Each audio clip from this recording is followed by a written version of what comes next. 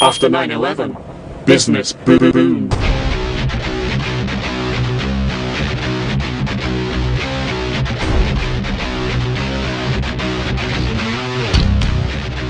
Blackwater is a sleek, glossy, fast-moving sports car in the world of private security companies. Blackwater is one of the largest and most conspicuous security firms in Iraq, staffed largely by retired U.S. military, including former members of the Special Forces. They started off as a training facility. They offered range space, they trained sportsmen, they sold target systems. 5 years ago, they were just about to go under, and then this Iraq war started. Business boomed.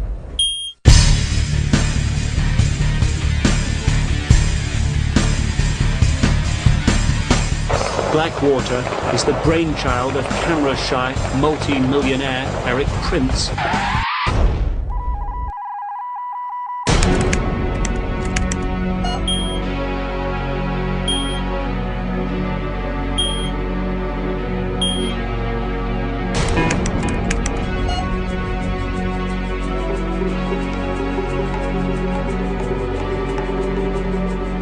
Eric Prince is the son of a wealthy industrialist who made his fortune with the lighted visor for cars.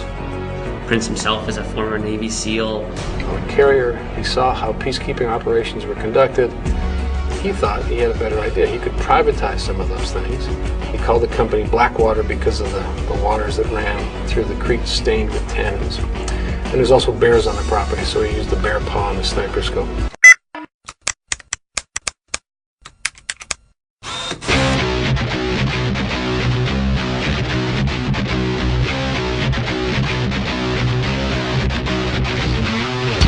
Eric Prince, the owner of the company's family, has long been well connected. They have access to a lot of Republicans that are in the Senate and House, and probably to the president. You know, the family's kind of well known for backing kind of conservative causes. A big Republican contributor whose company has won more than $80 million worth of contracts from the U.S. government.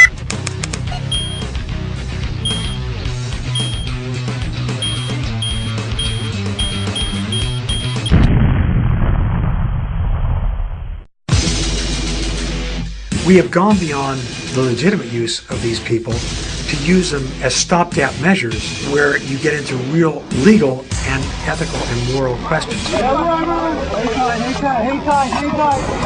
Hey, all these fuckers right here. A convoy of Blackwater vehicles passed the vehicle, and the first one kicked it off the road, and the last one, as it passed it by, shot the man in the vehicle and put 100 rounds roughly in the vehicle. Turned out the man just finished dropping off his two sons at one of our bases, Taji, because they were part of the Iraqi National Guard. So there's a certain amount of irony in that, because obviously the man was not a threat. The contractors were not under the control of the military. They were given far greater latitude, and they were allowed to do whatever they want. Certainly that did not do much for the American image. That did not win the hearts and minds of the Islamic community. Fucking niggers. The company says it can assemble hundreds of battle-ready men, a small private army at a moment's notice. To have a private army, that's a frightening concept, and one that really, I hope, doesn't take hold in this country. All we train in a group of people back here that is a black army. Such a possibility of being so out of control with no checks and balances, there's just no limit to what could happen with that kind of organization and with the kind of training that they have. He's taking cover, you got more coming. Jesus Christ, if I can fucking tell you.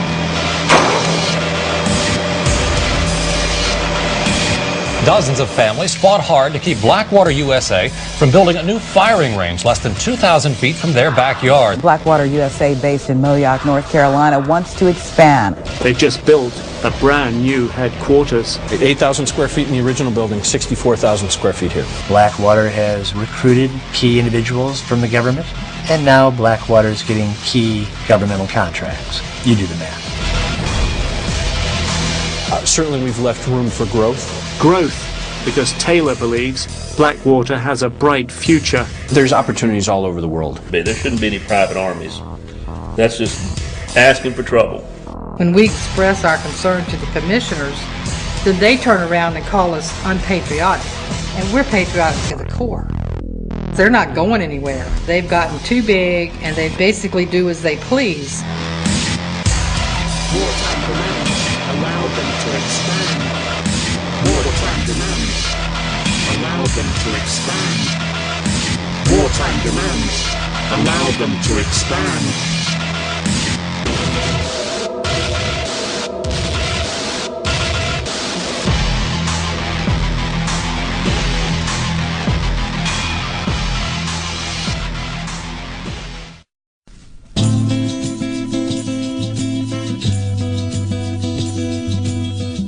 One of the most frightening developments in the occupation of Iraq and the so-called war on terror is actually something that most people have never heard of. In addition to the 150,000 troops that the U.S. has on the ground in Iraq, the Bush administration has deployed a shadow army of some 100,000 contractors. Of these, tens of thousands are heavily armed mercenaries that roam Iraq with impunity. Among the most powerful of the companies operating in Iraq is Blackwater USA, a secretive company based in the wilderness of North Carolina. It's headed by a right-wing, Christian conservative bankroller of President Bush and his allies. And Blackwater envisions itself as the FedEx of the national security apparatus. But the reality is that Blackwater has become a prime player in the war on terror, and nothing short of the Bush administration's Praetorian Guard. Cover, you got more coming. Jesus Christ, it's like a fucking turkey shoot. I would like to raise my children to grow to be soldiers, but then a general would decide when they like it. Blackwater USA largely operated in the shadows of the U.S. war machine until the morning of March 31st, 2004, when 4 Blackwater contractors were ambushed and killed in the Sunni city of Fallujah, Iraq.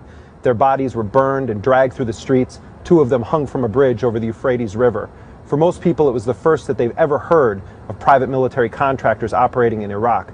That was the Mogadishu moment of the Iraq War. In many ways, it was the day the war turned.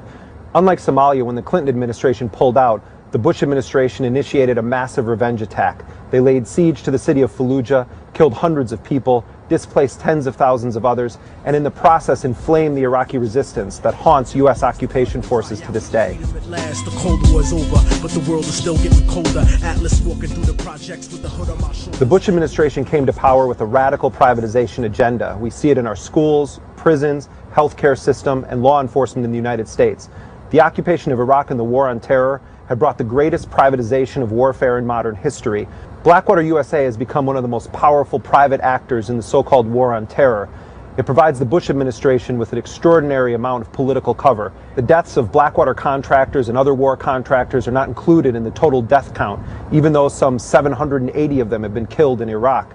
Their injuries don't get calculated either. Their crimes don't get punished. What you have is a revolving door. Blackwater and other companies benefit the Bush administration, and in turn the Bush administration and its Republican allies in Congress have shielded these military contractors from any effective oversight, any effective accountability, any effective legal system. Their operations are shrouded in secrecy, and people in Congress find it almost impossible to get information about Blackwater and other companies' operations. And we know virtually nothing about this. We think about 40 cents of every dollar goes to private military contractors. We think about 800 of them have been killed in Iraq, but we don't know that. They're not even counted. And we think there's about 25,000 to maybe 40,000 engaged in military activities, in combat-related activities, but we don't know, and we can't find out.